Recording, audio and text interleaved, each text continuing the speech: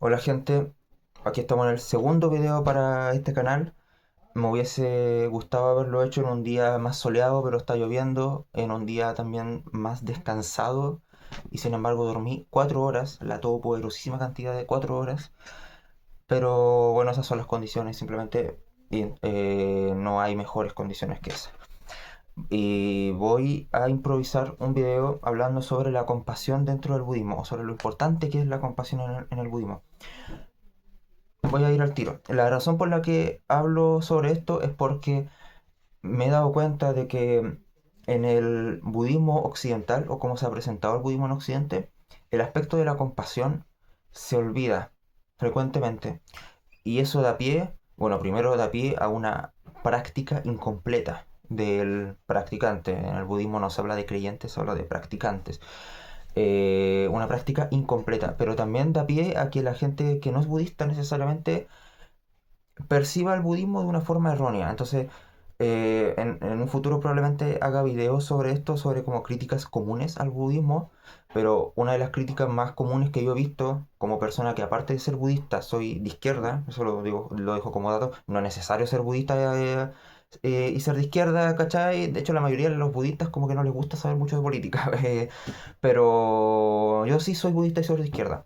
Y una de las críticas que más he escuchado hacia el budismo es de sectores de izquierda, que dicen, claro, el budismo es una religión de gente egoísta, que no le importa nada, que no le importan las injusticias sociales, que se quieren ir a vivir a una montaña, a meditar toda la vida y no están ni ahí con nadie. Y aparte el Dalai Lama, no sé qué y no sé cuánto y no sé cuál. Esas son las críticas comunes de la izquierda hacia el budismo. No todos los budistas somos seguidores del Dalai Lama. El Dalai Lama es solo del budismo tibetano, escuela Gelug, pero existen muchas otras tradiciones y muchas otras escuelas de budismo. ¿Ok?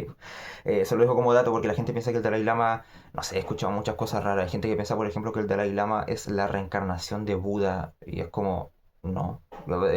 Buda está muerto, ¿cachai? Justamente eso es su logro, escapar del ciclo de renacimiento. Bueno, pero eso es otra cosa, después voy a hacer video sobre eso.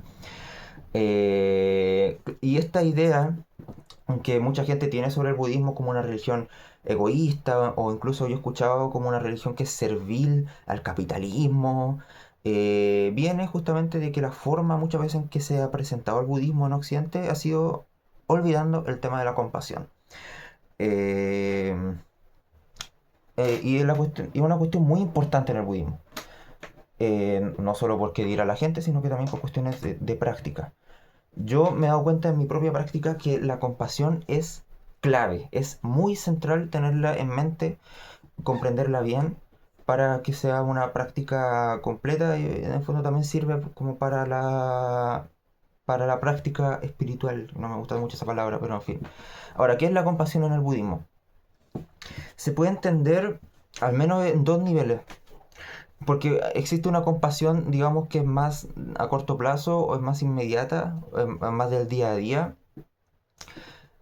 que tiene que ver con este reconocer primero que todas las personas estamos sujetas al sufrimiento. Forma parte de las cuatro nobles verdades de Buda. En algún momento voy a hacer un video explicando esto porque creo que esto es básicamente el budismo, las cuatro nobles verdades. Y la primera noble verdad es la verdad del sufrimiento, de que desde mi perspectiva aquí hay debate entre los budistas. Hay budistas que dicen ya, bueno, no toda la vida es sufrimiento o dukkha, esa es la palabra que usa Buda. No toda la vida es dukkha, ¿cachai? Hay cosas agradables. Yo pienso que sí hay cosas agradables, pero incluso en las cosas agradables hay sufrimiento. En otro video voy a desarrollar sobre esto. Entonces, la compasión más inmediata es reconocer justamente esto, que todas las personas estamos sujetas al mismo sufrimiento, porque uno en su experiencia cotidiana muchas veces tiene esta creencia falsa de que la gente, de que hay gente que no sufre, ¿no? Como nosotros estamos sufriendo mucho a veces, eso pensamos desde nuestra visión egoísta, ¿no? Nosotros sufrimos. Mi compañero de al lado o la persona que está al lado, ella no sufre y me siento envidia, porque a mí me gustaría estar en su situación, ¿verdad? Y cuando a esa persona le pasa algo malo, yo en el fondo me alegro, ¿no? Porque bueno que a él le está yendo mal, y porque eso a mí me permite que me vaya como mejor, ¿cachai? Eh, pero lo que Buda nos enseña es que todos sufrimos. Tal vez en mayor o menor medida, pero todos estamos sujetos al sufrimiento. Hay al menos tres tipos de sufrimiento que son comunes a todos los seres vivos, que son la enfermedad, la vejez y la muerte. Dentro de algunas escuelas de budismo se ha hecho incluso como una lista de tipos de sufrimiento o de dukkha. Y el número máximo creo que el que se ha llegado es 108. De hecho, por ejemplo, este rosario budista tiene 108 cuentas. Técnicamente las 108 cuentas es simplemente una tradición que viene de la India, pero hay gente que ha dicho no, son 108 cuentas porque son 108 las clases de sufrimiento que una persona puede experimentar. Entonces, claro, los budistas andamos con esto en el cuello o acá o en la muñeca, es como que estamos cargando las 108 clases de sufrimiento o algo así. Bueno, entonces la compasión es reconocer eso, que todos los seres vivos están sufriendo tal como uno, que tú no eres único. Y eso también va vinculado a reconocer la interdependencia de todos los seres. Que eso es una idea que no solo existe en el budismo, sino que en otras tradiciones espirituales. Es esta idea, mucha gente lo dice, eh, esta idea de la unidad. Aunque en el budismo esto se matiza un poco, ya voy a hacer el matiz. Esta idea de la unidad, de la interdependencia. Se suele decir mucho, nosotros somos ramas que vienen de un mismo árbol o de un mismo tronco. Entonces esta separación que parece existir entre yo y la realidad, entre yo y las demás personas, entre yo y los animales, etcétera, no es real. En verdad hay una relación de interdependencia con todo. Esto se puede tirar más del hilo, ¿no? Hay gente que dice, somos polvo de estrellas. Eso, según yo, también te dice algo, ¿no? Como nosotros estamos hechos de esta interdependencia entre nosotros y el mundo exterior. Bueno, en fin, en fin, en fin. Ahora, en el budismo esto se matiza igual un poco, porque hay gente dentro del budismo que te puede decir, mira, lo que pasa es que nosotros estamos unidos y estamos separados al mismo tiempo. Y uno se pregunta como, ¿qué? Esto quizás no viene mucho al caso, pero esto se vincula con entender que nosotros en un sentido relativo estamos separados. O sea, tampoco se puede negar que yo soy yo, tú eres tú, etcétera. ¿Cachai? El Buda es Buda y ya está. Pero eso es en un sentido relativo. En un sentido absoluto, si uno ve más allá de esa apariencia o de esa convención, estamos mucho más unidos de lo que parece. ¿Ok? Y eso igual es compasión. Eso igual es necesario para comprender la compasión. Por así decirlo, es como cuando una persona sufre, todos sufren. Cuando yo sufro, todo el mundo sufre. Una cosa de ese estilo. Es muy importante comprender esta no separación, ¿ok? Porque si yo interpreto a las demás personas y el resto del mundo como separados de mí, no se va a desarrollar del todo esa compasión, ¿ok? Esa es una compasión más inmediata, que básicamente se manifiesta como esta empatía hacia el sufrimiento, las dificultades, el dolor ajeno, ¿ok? Ajeno en un sentido relativo. Pero también existe una gran compasión, que esto es muy central en el budismo Mahayana, en el budismo Theravada, que es un budismo más tradicional, más apegado a las primeras costumbres de la sangha original y a las primeras enseñanzas. No es tampoco tan central, pero en el budismo Mahayana sí. La gran compasión se relaciona mucho con la figura del bodhisattva. Aquí voy a tener que contextualizar mucho. ¿Qué es la figura del bodhisattva? Es una figura central en el budismo Mahayana. Para que no sepa, el budismo Mahayana es una de las grandes tradiciones del budismo.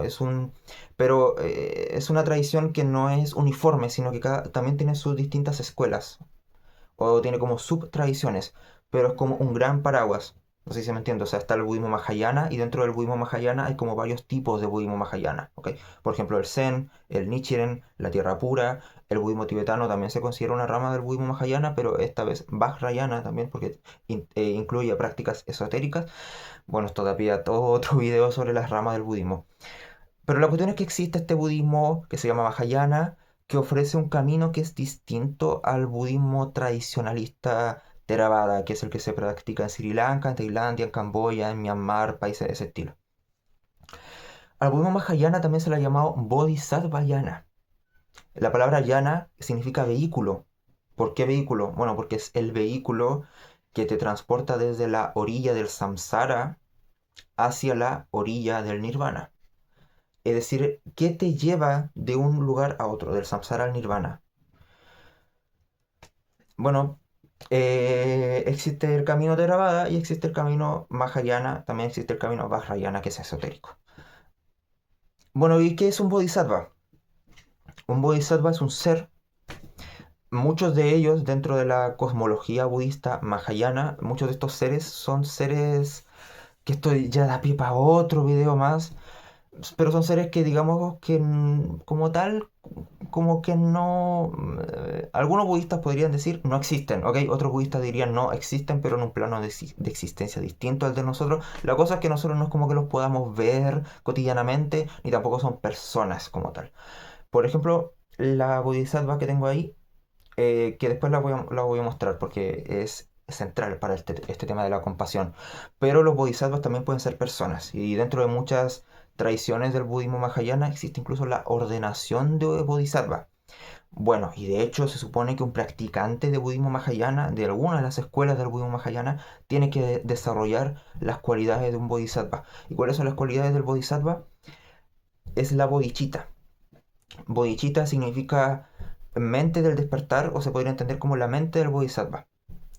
Bueno, ¿y qué es esto?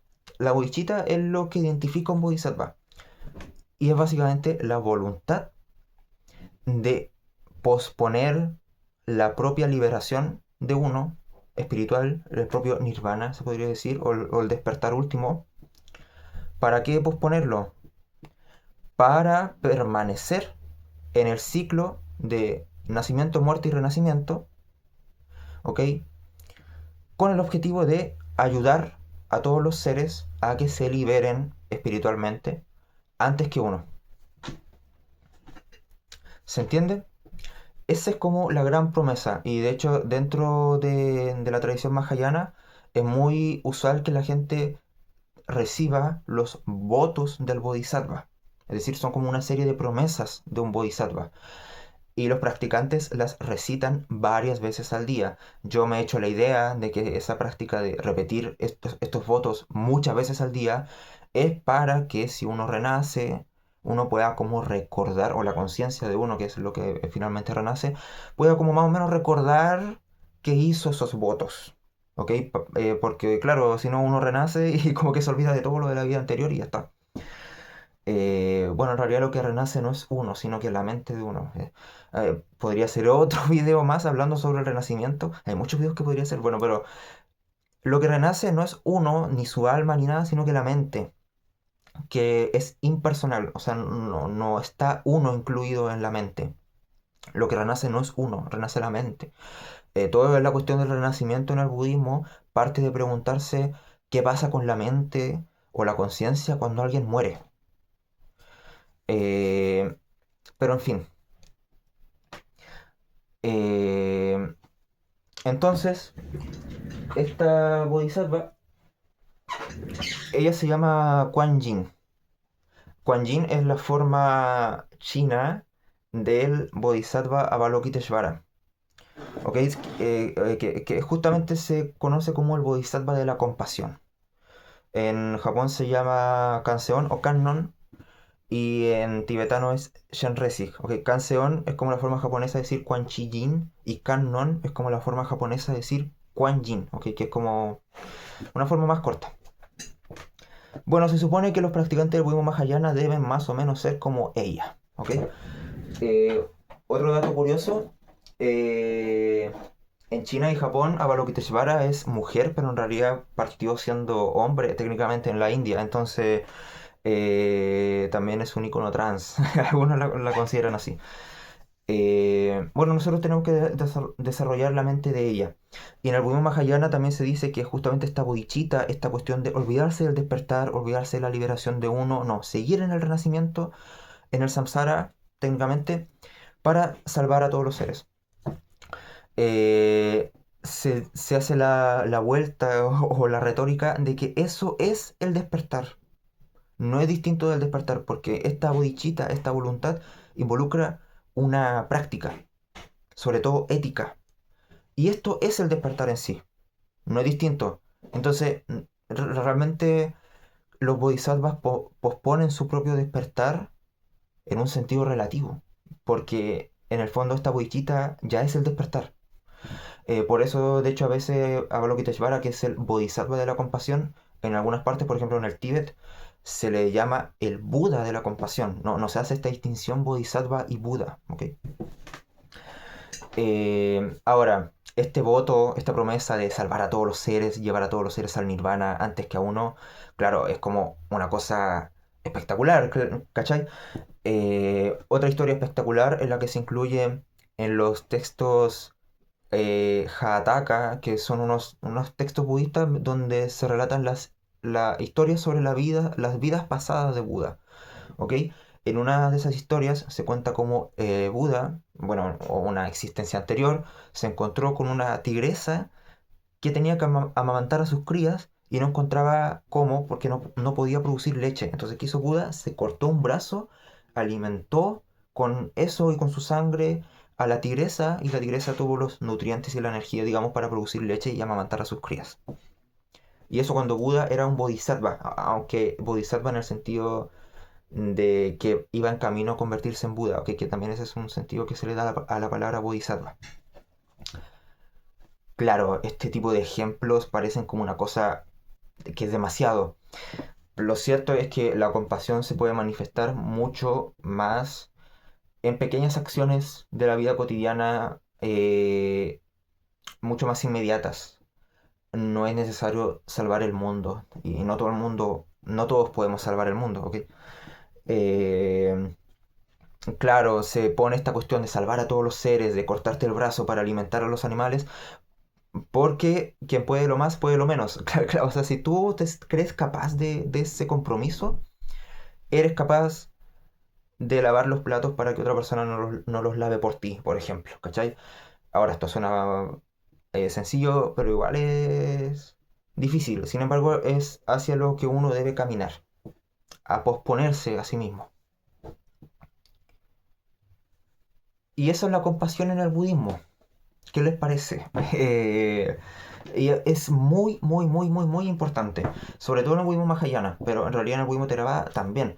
De hecho, se suele decir mucho, los budistas suelen poner mucho el ejemplo de un ave que tiene un ala, que es el ala de la sabiduría, y tiene otra ala que es el ala de la compasión. Y tienen que ir juntas. Porque si un ave tiene solo un ala y le falta la otra, no puede volar. ¿Ok? Entonces la propia práctica requiere de desarrollar sabiduría y compasión. En el budismo tibetano, por ejemplo, yo sé que existe esta idea. El budismo tibetano es un budismo esotérico, ¿ok? Entonces ellos consideran que, por ejemplo, que la sabiduría es femenina, la compasión, que también es práctica, es masculina. Entonces tienen el instrumento del Vajra, que representa lo masculino, y tienen la campana que representa lo femenino, etc. Pero ojo, que tú seas hombre o seas mujer, tienes que desarrollar las dos. La compasión y la sabiduría, lo femenino y lo masculino. Creo que lo dije al revés. Bueno, pero en fin. Y eso. Bueno, para que después no digan que el budismo es egoísta, porque a mí me parece que no mucho.